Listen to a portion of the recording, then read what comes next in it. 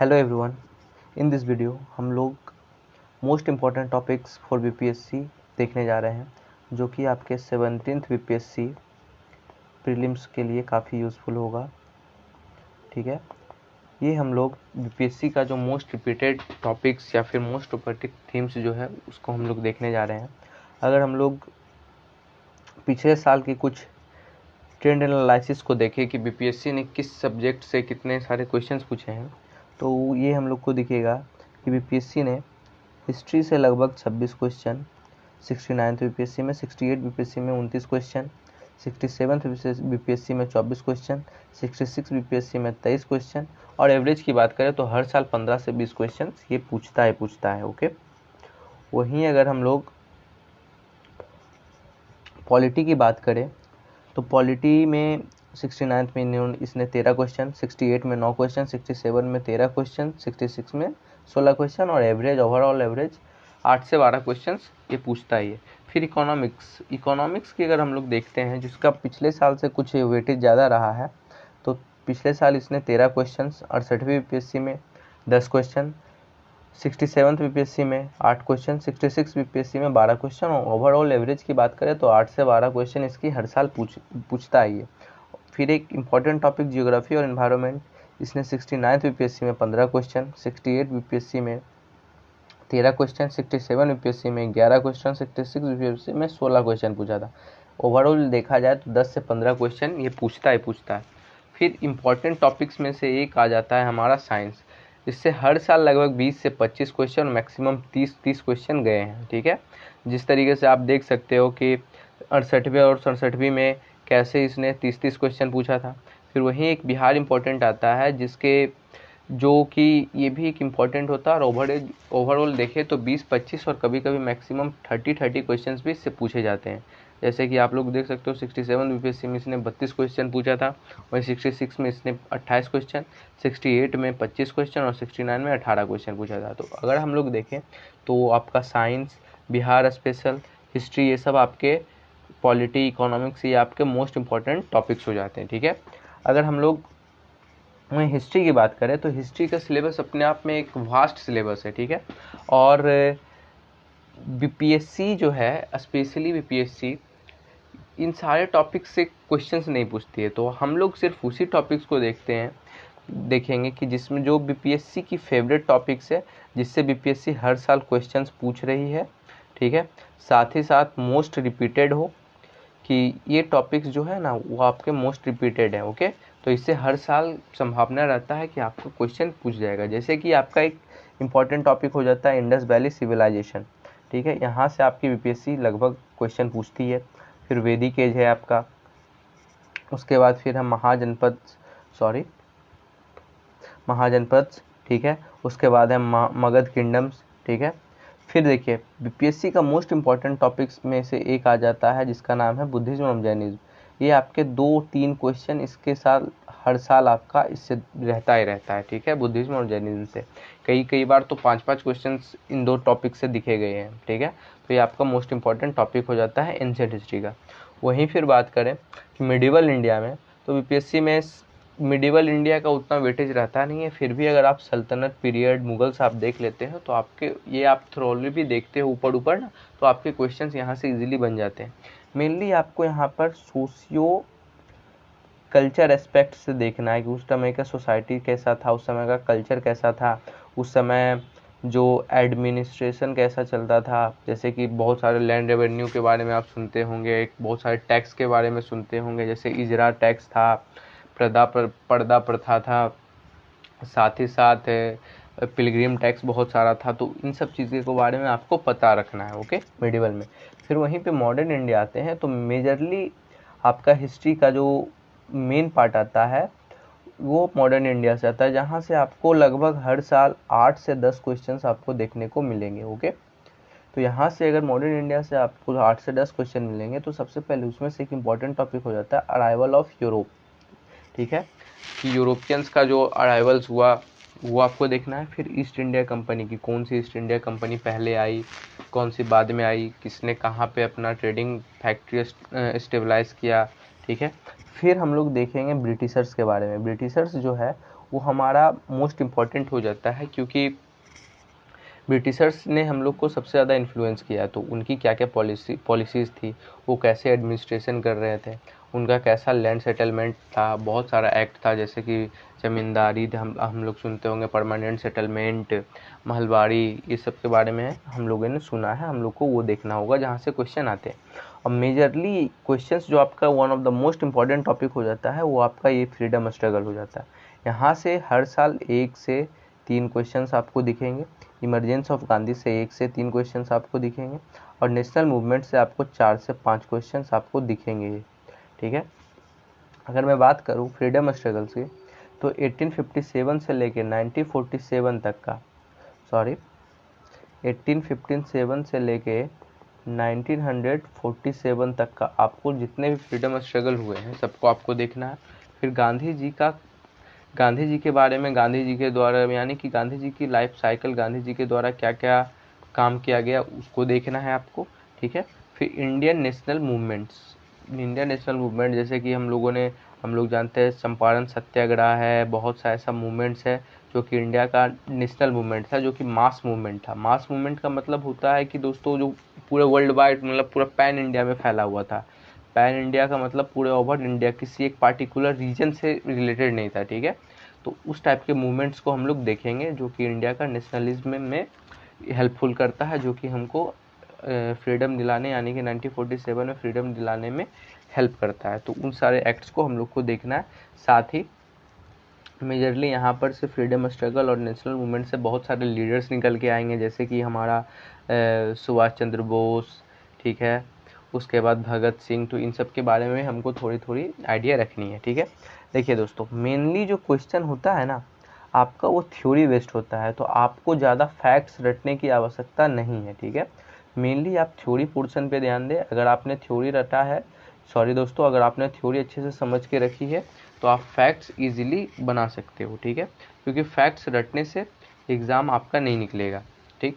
और मैं आपको एक और चीज़ बात बोल देता हूँ कि आप हमेशा स्टिक करें एक ही रिसोर्स पे, आप एक रिसोर्स अपनाएं और उसको बार बार रिवीजन करें। ये नहीं कि 4-5 बुक ले लिया हिस्ट्री का, उसको पढ़ने लग गए, ऐसा नहीं करना है। आप अपनी एक रिसोर्स को बनाएं और उस पर ही मेजरली फोकस करें, ओके। फिर अगर हम लोग नेक्स्ट सब्जेक्ट की बात करते हैं तो पॉलिटी, जिससे आपको हर साल दोबारा, ठीक है। उसके बाद अगर हम लोग देखते हैं तो सबसे पहले पॉलिटी में आपका हिस्टोरिकल बैकग्राउंड, जो कि मोस्ट इम्पॉर्टेंट टॉपिक हो जाता है।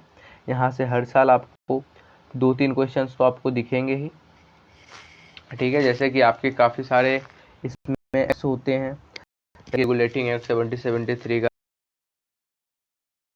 ठीक है। तो इन सारे एक्ट्स को आपको देखना है।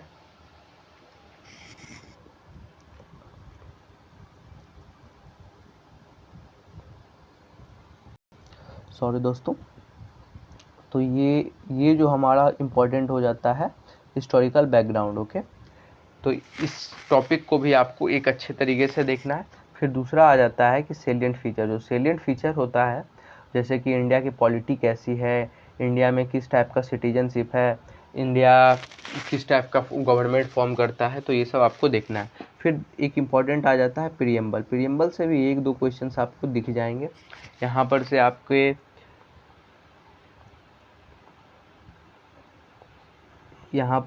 जो है ना, प्रीएम्बल से भी 1-2 क्वेश्चंस आपके दिख जाएंगे। प्रीएम्बल से मेनली जो है कि प्रीएम्बल में कितनी बार संशोधन हुआ, प्रीएम्बल में कौन कौन से शब्द जोड़े गए, प्रीएम्बल कहाँ से लिया गया, प्रीएम्बल की भाषा कहाँ से ली गई, तो इस टाइप की क्वेश्चंस आपको डायरेक्ट यहाँ पर से दिख जाएंगे। फिर one of the most important topic हो जाता है दोस्तों, जहाँ से हर साल 4 से 5 क्वेश्चन आपको मिलेंगे ही मिलेंगे, वो आपका फंडामेंटल राइट्स है, ठीक है। ये आपकी बैकबोन है। यहाँ से आप 4 क्वेश्चन, 3 से 4 क्वेश्चन, 5 क्वेश्चन भी कभी कभी आते हैं, तो यहाँ से आप इजीली कर सकते हो। यहाँ से आपको डायरेक्ट क्वेश्चंस मिलेंगे, तो ये टॉपिक तो आपको एकदम अच्छे से करके जाना है। फिर आपकी डीपीएसपी हो गई, ठीक है। फिर उसके बाद अगर हम लोग बात करें तो one of the most important topics में से फिर एक आ जाता है कॉन्स्टिट्यूशनल अमेंडमेंट की, संविधान में कौन कौन सा संशोधन हुआ।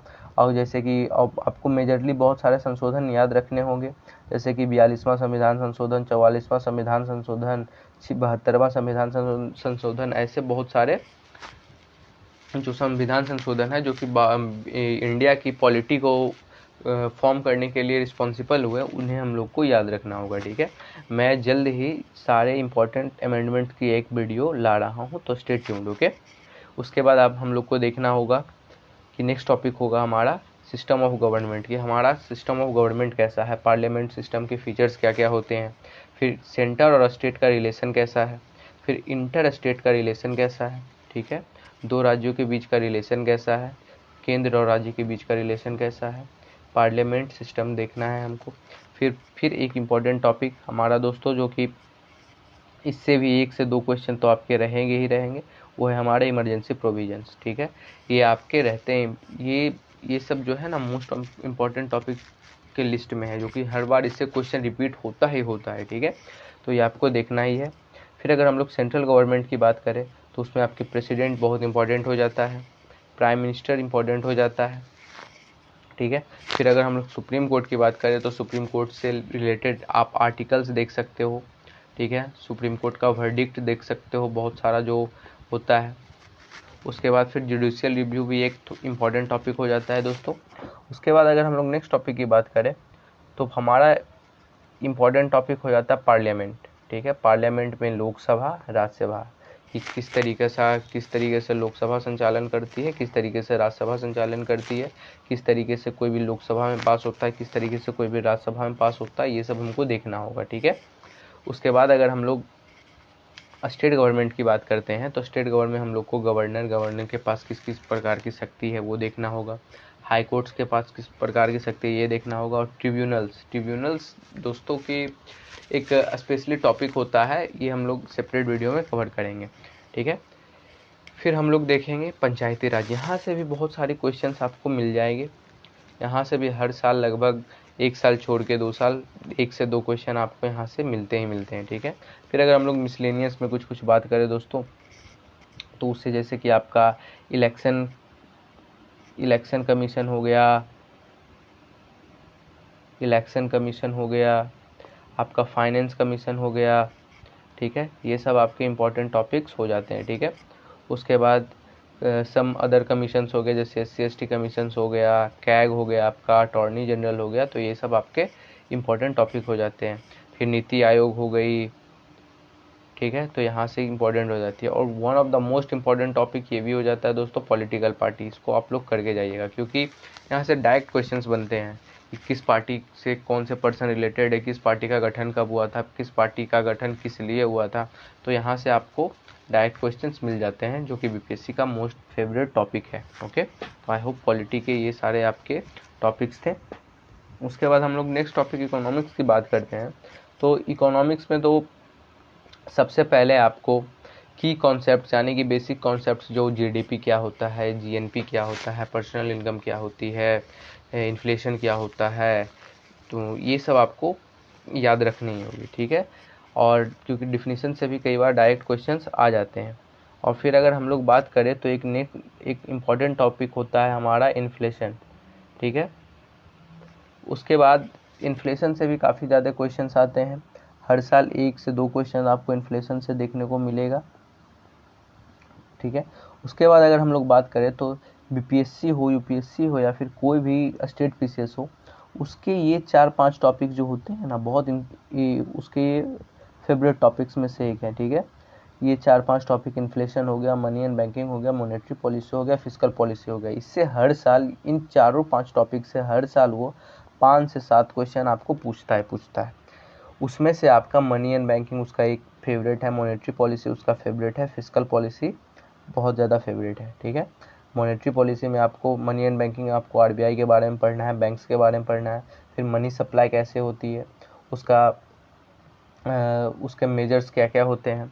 और याद रखना दोस्तों कि आपको इन सब टॉपिक्स पे जो है ना एक कॉन्सेप्चुअल क्लैरिटी होनी चाहिए, आपको एक अच्छे लेवल पे ये सब पढ़ना है।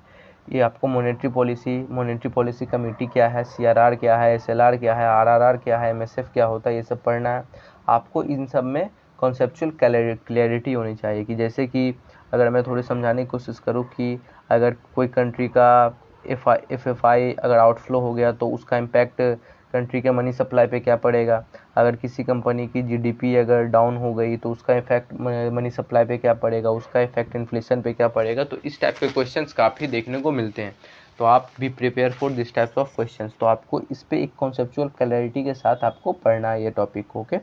फिर अगर हम लोग बात करें फिस्कल पॉलिसी की, तो फिस्कल पॉलिसी में एफआरएमबी एक्ट हो गया, टैक्स एक्सपेंडिचर हो गया, पब्लिक अकाउंट्स हो गई, ठीक है, आपकी जीएसटी हो गई, ये सब आप टॉपिक्स को आपको पढ़ना ही पढ़ना है, ठीक है। फिर अगर हम लोग बात करते हैं तो ग्रोथ एंड डेवलपमेंट में, तो यहाँ पे आपके टॉपिक्स हो जाते हैं एम्प्लॉयमेंट हो गया, लिटरेसी हो गया, नीति आयोग हो गया, 5 ईयर प्लान, जो कि मोस्ट इंपॉर्टेंट टॉपिक में से एक है दोस्तों।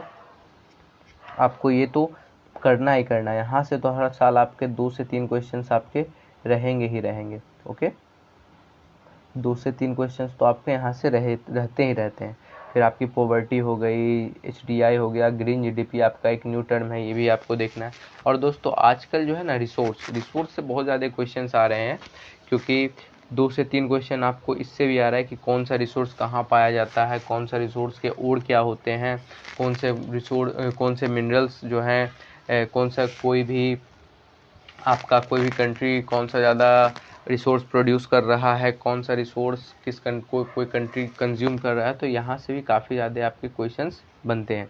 उसके बाद अगर हम लोग सेक्टर्स ऑफ इकोनॉमी की बात करें तो उसमें primary sector most important topic हो जाता है, यहाँ से भी अच्छे खासे क्वेश्चंस आपको देखने को मिल जाएंगे। फिर हमारा बात करते हैं तो बैलेंस ऑफ पेमेंट, ये भी आपका एक इम्पॉर्टेंट टॉपिक है।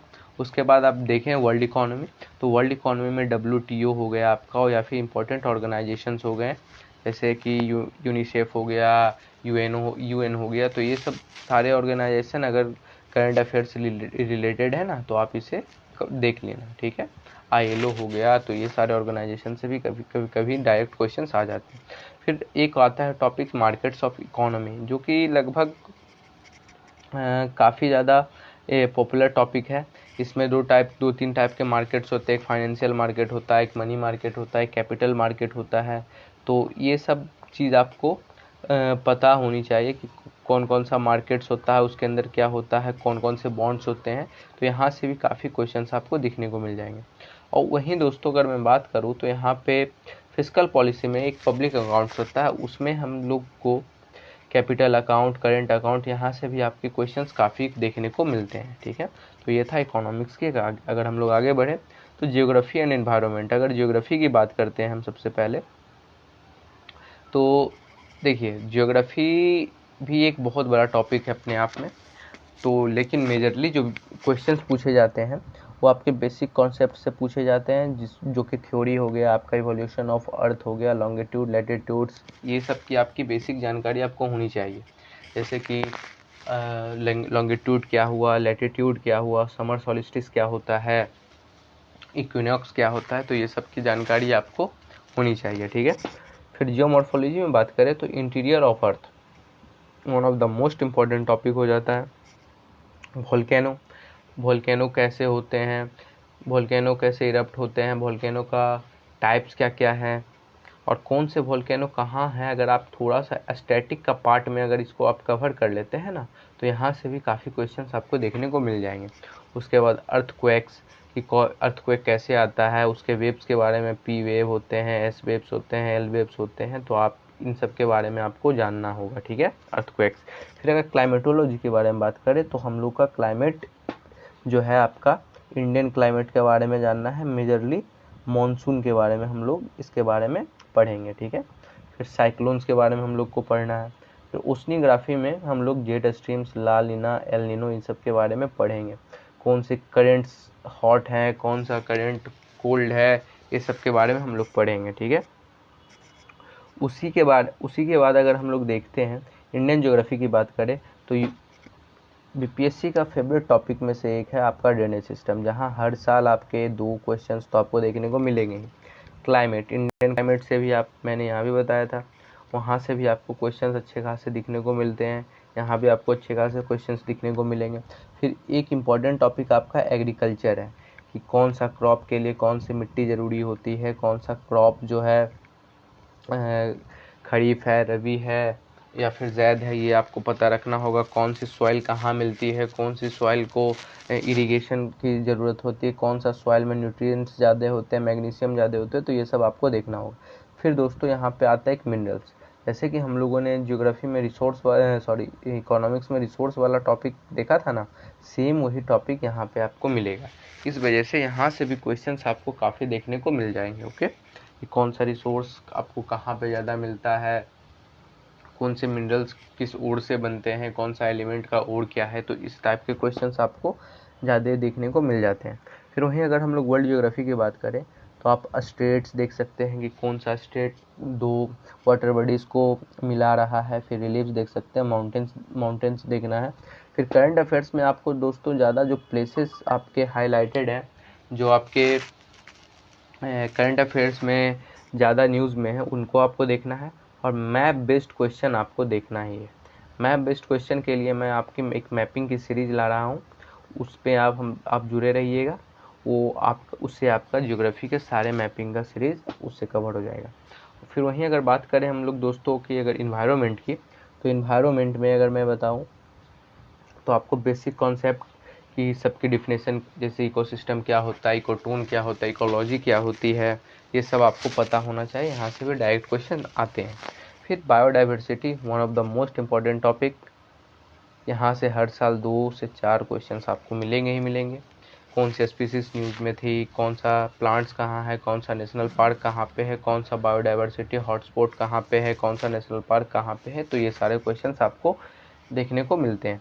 फिर क्लाइमेट चेंज अपने आप में सबसे बड़ा टॉपिक यही है दोस्तों, लेकिन मैं आपको बोलूँगा कि आपको इस पे जो है ना ज़्यादा ध्यान देने का ज़रूरत है, क्योंकि ये आपका रिसेंट का टॉपिक है और इससे ज़्यादा चांसेस होते हैं क्वेश्चन बनने के। ठीक है, तो इसको आपको जो है करंट अफेयर्स के साथ लेकर के चलना है कि क्या क्या, और आपको जो है इसका कंटेक्स्ट समझना है सारा, कि कैसे कौन कौन सा फैक्टर जो है क्लाइमेट चेंज को अफेक्ट कर रहा है, क्या क्या मेज़र लिए गए हैं इंडियन गवर्नमेंट के द्वारा क्लाइमेट चेंज को प्रोटेक्ट करने के लिए। ठीक है, तो इन सब टॉपिक्स को डिटेल में हम लोग डिटेल में देखना है। तो दोस्तों मैं आपको बता दूं कि मैं जल्द ही आप लोगों के लिए इन्वायरमेंट का फुल सीरीज़ ला रहा हूं, जिसमें मैं आपको बेसिक टू एडवांस सारी इन्वायरमेंट कराऊंगा। ओके, बेसिक टू एडवांस सारा इन्वायरमेंट उसमें हम लोग कवर करेंगे। ठीक है, स्पेशली फॉर बीपीएससी प्रीलिम्स। ठीक है, अगर मैं उसके बात करूं, फिर पोल्यूशन आपका एक न्यू टॉपिक है जो कि काफ़ी ज़्यादा हाईलाइटेड टॉपिक है। इधर पिछले सालों से कुछ ज़्यादा इससे क्वेश्चन भी मिल रहे हैं। इसमें आपका एयर पोल्यूशन हो गया, वाटर पोल्यूशन हो गया, उसका क्या इम्पैक्ट हो रहा है और क्या उसका क्या क्या मेजर लिए गए हैं। ठीक है, ये आपका हो गया। फिर लेटेस्ट जो कंजर्वेशंस हो गए आपके, एग्रीमेंट्स हो गए, कन्वेंशंस हो गए आपके, बहुत ज़्यादा इंपॉर्टेंट होते हैं। जैसे कि कई बार आपने सुना होगा Paris agreement, Basel norms, basal convention, तो ये सब जो टॉपिक्स होते हैं, मिनामाटा कन्वेंशन, तो ये सब सारे टॉपिक्स जो है ना हमारे इन्वायरमेंट का पार्ट होता है। ठीक है, इससे हम लोग देखेंगे। मैं जल्द ही आपके लिए सारे कन्वेंशंस की, सारे एग्रीमेंट्स की एक वीडियो बनाऊंगा, उससे आप लोगों के सारे कन्वेंशन, सारे एग्रीमेंट इजीली कवर हो जाएंगे। ओके, फिर आपको देखना है कि क्या क्या गवर्नमेंट ने लेटेस्ट पॉलिसीज़ बनाई है, क्या लेटेस्ट लॉज बनाए हैं। जैसे कि रिसेंट करंट अफेयर्स पे आप लोग इस पर ज़्यादा ध्यान दीजिएगा, कि जैसे कि प्रोजेक्ट टाइगर क्या था, प्रोजेक्ट चीता क्या था, प्रोजेक्ट एलिफेंट क्या था, ये वो। ठीक है, फिर सस्टेनेबल डेवलपमेंट, यहाँ से भी क्वेश्चंस बनते हैं। आपको इस पे कॉन्सेप्ट्स पे ज़्यादा ध्यान देना है कि एजेंडा 21 क्या था, रियो डी जेनेरियो अर्थ समिट क्या था, तो ये सारे क्वेश्चंस यहाँ से ज़्यादा आते हैं। फिर अगर मैं करंट अफेयर्स की बात करूँ तो इन्वायरमेंट की करंट अफेयर्स में आपको ज़्यादा स्पीसीज़ पे ध्यान रखना है, प्लांट्स पे ध्यान रखना है, प्लेसेस पे ध्यान रखना है और पॉलिसीज़ पे ध्यान रखना है। और आप लोग ये ध्यान जब अच्छे से अगर आप लोग ये कवर करोगे तो आप लोग ये देखोगे कि ये चारों जो होता है ना, एक आपस में इंटरलिंक हो जाता है। ओके, तो आपको पढ़ने में ये बहुत मज़ा आएगा। ठीक है, मैं कोशिश करूँगा कि करंट अफेयर्स जो कि इन्वायरमेंट के लिए इम्पोर्टेंट हो, वो मैं आपके लिए जल्द से जल्द लेके आऊँ। ओके, अगर फिर वहीं हम लोग साइंस की बात करें, जो कि हर साल 20 से 25 क्वेश्चन आपका जिस टॉपिक से आते हैं, जो कि अपने आप में काफ़ी बड़ा वेटेज रखता है, मैं अगर उसकी बात करूं तो फिजिक्स, केमिस्ट्री और बायो साइंस के 3 पार्ट्स हैं। तो देखिए, ये जो बीपीएससी है या फिर कोई भी कॉम्पिटिटिव एग्ज़ाम है ना, इसमें एक हाई लेवल की साइंस नहीं पूछती है, इसमें आपकी जनरल साइंस पूछी जाती है। जनरल साइंस आपकी पूछी जाती है। अगर आप जनरल साइंस से वाकिफ़ हो तो आप इजीली क्वेश्चन सॉल्व कर सकते हो। मैं आपको यही बोलूँगा कि आप डू बेसिक फिजिक्स, ठीक है, क्लास 6 टू लेकर 10th तक की अगर आप एनसीईआरटी पढ़े हो तो एकदम इजीली सॉल्व हो जाएगी। और आपको क्लैरिटी के साथ पढ़ना है और पीवाईक्यू के आपको एकदम अच्छे से देखते रहना है और उसको अच्छे से एनालाइज करना है। ओके। वहीं अगर केमिस्ट्री की बात करूं तो उसमें भी आपको बेसिक्स देखना है, क्योंकि और सम उसके केमिकल फार्मूलाज होते हैं, कुछ नेम्स होते हैं और नोमेनक्लेचर होते हैं, उसको आपको देखना है, ठीक है। वहीं अगर मैं बायोलॉजी की बात करूं तो बायोलॉजी में देखिए, आप मेनली फोकस बायो पे रखिएगा, आपको बेसिक्स पे, लेकिन आप इसमें थोड़े से फैक्ट्स भी याद कर सकते हैं, ठीक है। अगर आप एनसीईआरटी वाले फैक्ट्स याद करते हो तो बहुत अच्छी होती है, ठीक है। अगर मैं आपको यही बात करूं तो टारगेट करना अगर आपके पास है ना, तो आप सबसे पहले तो इसके पीवाईक्यू को आप अच्छे से 10 साल के पीवाईक्यू को साइंस के सारे पीवाईक्यू को अच्छे से एनालाइज करो और उसको अच्छे से पढ़ो, अच्छे से समझो। आपके साइंस के 20 से 25 क्वेश्चन इजीली बन जाएंगे। और अगर आपके पास टाइम है, आपने साइंस पढ़ा है और आपके पास एट प्रेजेंट अभी टाइम है, तो आप लूसेंट की जो साइंस की बुक आती है आप उससे गो थ्रू हो सकते हो, ठीक है। या फिर किसी भी जनरल साइंस बुक से, जैसे कि अरिहंत हो गया, किरण हो गया, या फिर एनसीईआरटी की जो समरी होती है आप साइंस की, आप उससे भी गो थ्रू हो सकते हो। अगर आप अच्छे से होते हो तो आपका 20 से 25 क्वेश्चन यहाँ से इजीली बन जाएगा। ओके। फिर अगर हम लोग नेक्स्ट इंपॉर्टेंट टॉपिक की बात करें जिसका 20 से 25 क्वेश्चन का वेटेज जिसका भी रहता है, तो वो है बिहार स्पेशल। देखिए, बिहार स्पेशल अपने आप में एक काफ़ी बड़ा टॉपिक है। इसमें हिस्ट्री, ज्योग्राफी, पॉलिटी, इकोनॉमिक्स सब आती हैं। मैंने अभी हिस्ट्री और ज्योग्राफी में इसको बांटा है। तो देखिए, वो सारे टॉपिक्स जो कि आपका बिहार से रिलेटेड हो, जो कि हिस्ट्री में हो, वो आपके बिहार स्पेशल में आ जाएगा। ओके। वैसे मैं आपको बता दूं कि हमारा बिहार स्पेशल का सीरीज चल रहा है, तो आप यूट्यूब पे जा कर के वो वीडियोस देख सकते हो, ठीक है। उसमें भी एंशिएंट हिस्ट्री चल रही है, आप वहाँ पर से जा कर के वीडियो भी देख सकते हो। तो सबसे पहले बिहार स्पेशल की बात करूं तो आपको यहाँ पे पीवाईक्यू पे ज़्यादा जोर देना है, ठीक है। पीवाईक्यू पे ज़्यादा जोर देना है, क्योंकि हर साल काफ़ी ज़्यादा चांसेस रहते हैं कि पीवाईक्यू यहाँ से रिपीट होगा। ओके। अगर फिर मैं बात करूं कि जैसे कि जो भी बिहार रिलेटेड टॉपिक होता है वो आपका बिहार स्पेशल बन जाता है। जैसे कि एंशिएंट हिस्ट्री में अगर आपका मगध एम्पायर रिलेटेड है तो वो बिहार जीके का टॉपिक बन जाएगा। मिडिवल हिस्ट्री में कुछ टॉपिक अगर बिहार से रिलेटेड है तो वो बिहार स्पेशल बन जाएगा। मॉडर्न में जैसे कि चंपारण सत्याग्रह हो गया, वो रिलेटेड है, तो वो आपका बिहार स्पेशल बन जाएगा। तो इस सारे टॉपिक्स को आपको सॉर्ट आउट करना है। बिहार स्पेशल कोई एक अलग से टॉपिक आपके लिए नहीं होगा। ओके। आपको बस स्पेसिफाई करना होगा, ठीक है। और आप ये कोशिश कीजिएगा कि फैक्ट्स ज़्यादा गैदर ना कर सके। मैंने देखा है कि काफ़ी लोग जो होते हैं बहुत सारे बुक खरीद लेंगे बिहार स्पेशल का, उसको पढ़ते रहेंगे, तो ऐसा नहीं करना है। 4-5 बुक आपको नहीं पढ़नी है। अगर आप एक कोई बुक भी फॉलो कर रहे हैं तो काफ़ी है। जैसे कि फैक्ट्स तो देखिए, आपको ज़्यादा किसी सब्जेक्ट्स में नहीं पढ़ना है। अगर आपको थ्योरी पे ध्यान है तो आप इजीली फैक्ट्स बना सकते होगे, फैक्ट्स वाले क्वेश्चन आप इजीली कर सकते हो, ठीक है।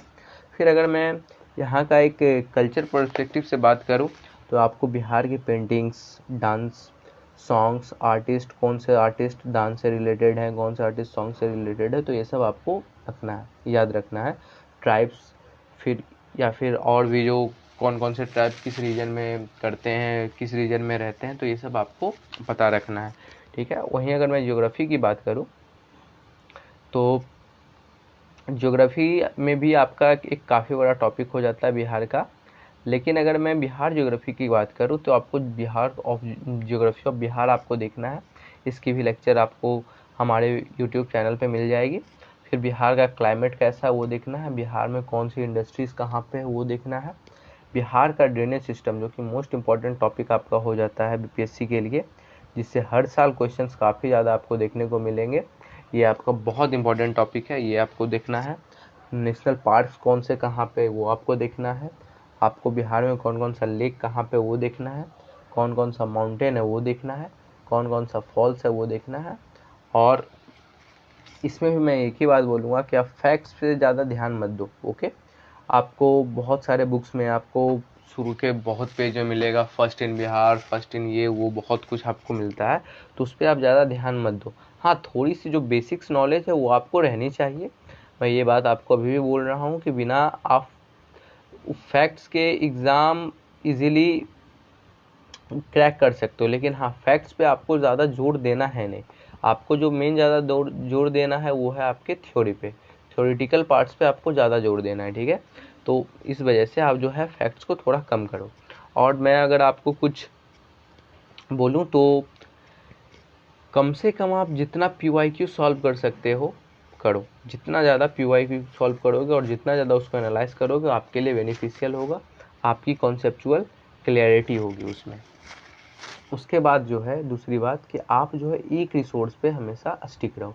ये नहीं कि इसका नोट्स अच्छा लग रहा है, ये बुक अच्छा लग रहा है, आपने उसे उठा लिया, वो उठा लिया, ये बिल्कुल नहीं करना है। आपको अपनी जो नोट्स बनाए हो, अपनी जो भी आप रिसोर्स फॉलो करते हो, आप उसको फॉलो करते रहो और रिवाइज अगेन एंड अगेन। जितना बार आप रिवाइज करोगे उतना आपके लिए बेनिफिशियल रहेगा, ओके। उसके बाद अगर मैं करंट अफेयर्स की बात करूँ तो करंट अफेयर्स की आप किसी भी इंस्टीट्यूट की मैगजीन आप ले सकते हो। आप ईयरली कंपाइलेशन भी ले सकते हो या फिर मंथली कंपाइलेशन भी आती है, वो भी ले सकते हो, ठीक है। यहाँ से आपका इजीली BPSC का करंट अफेयर्स कवर हो जाएगा, ठीक है।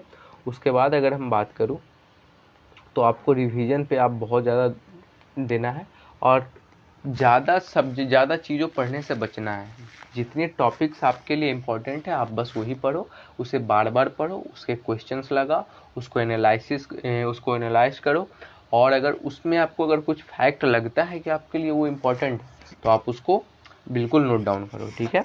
तो ये थे BPSC के कुछ इम्पोर्टेंट टॉपिक्स। और जल्दी मैं BPSC की एक प्रीलिम्स सीरीज शुरू करने वाला हूं जिसमें कि सारे इम्पोर्टेंट टॉपिक्स का एक होल कवरेज हम लोग करेंगे। जैसे कि पॉलिटी है तो पॉलिटी के सारे जितने इम्पोर्टेंट टॉपिक्स हैं उसको हम लोग डिटेल्ड में देखेंगे, ठीक है।